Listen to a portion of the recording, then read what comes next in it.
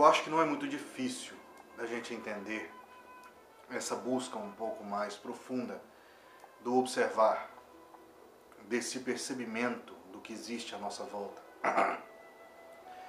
Se nós formos olhar bem, a vida humana, há muito tempo, ela está inserida num processo de uma eterna disputa, de um eterno digladiar entre três grandes espirais.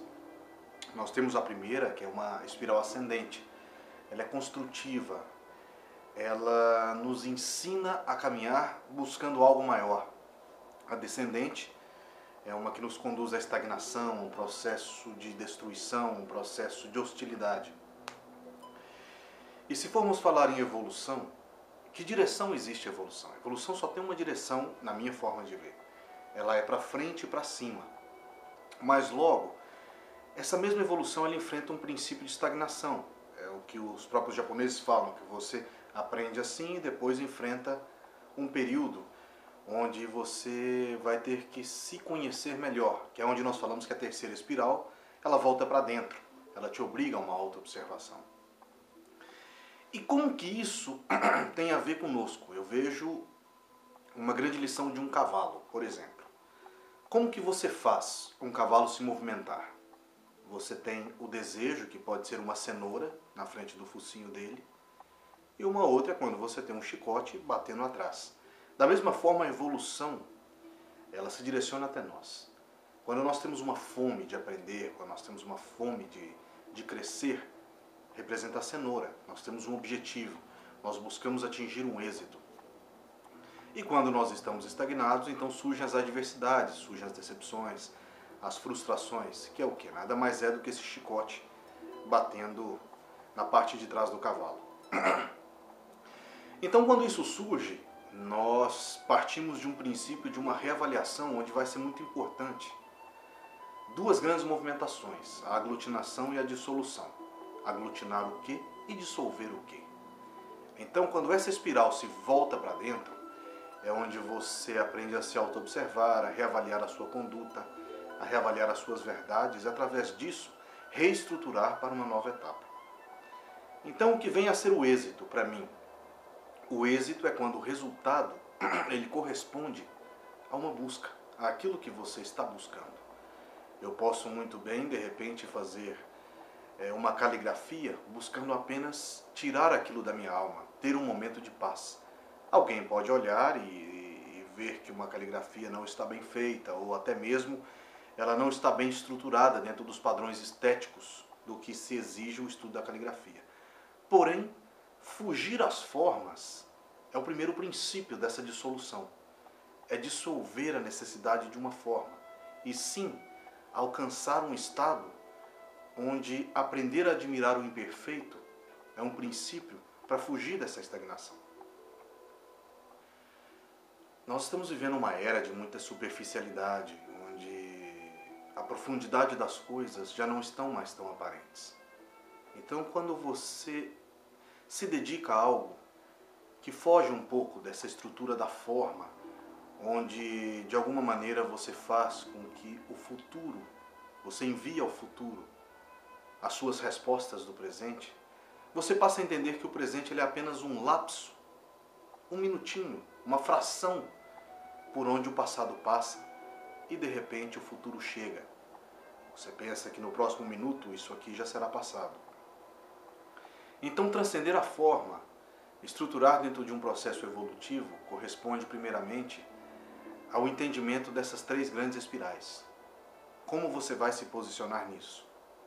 Até onde a sua posição de agora ela corresponde a uma expectativa, a uma necessidade, até porque a expectativa, em geral, ela gera a condição da frustração. Porque tudo que você espera, ela pode ser que não corresponda à necessidade que você mensura ou que você imagina que vai ser.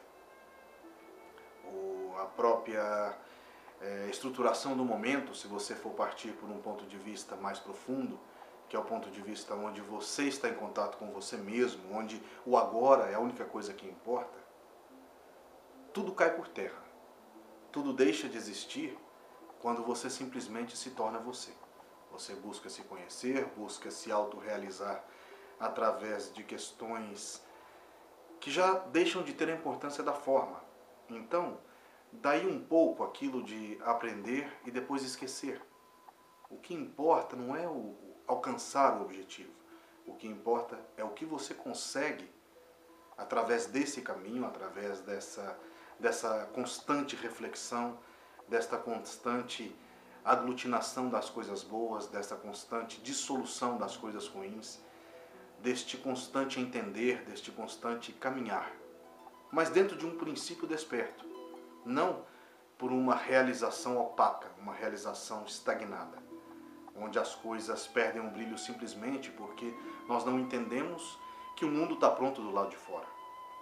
Eu acho que construir essa realidade tem muito a ver com aquilo que a mente é dentro do seu princípio associativo. Nós sempre associamos com aquilo que a gente conhece. Então, dissolver o que talvez já não pode ser mais usado, estar pronto a utilizar uma mente de sempre ser um principiante, de sempre aprender, de sempre observar, de sempre se estruturar a partir não do vazio, mas a partir do preencher esse vazio. Então, se todos nós somos vazios, o que vai preencher esse vazio? Até onde a minha estagnação ela pode ser considerada uma estagnação ou até onde ela é apenas um período, uma pausa para uma reflexão, para um novo crescimento.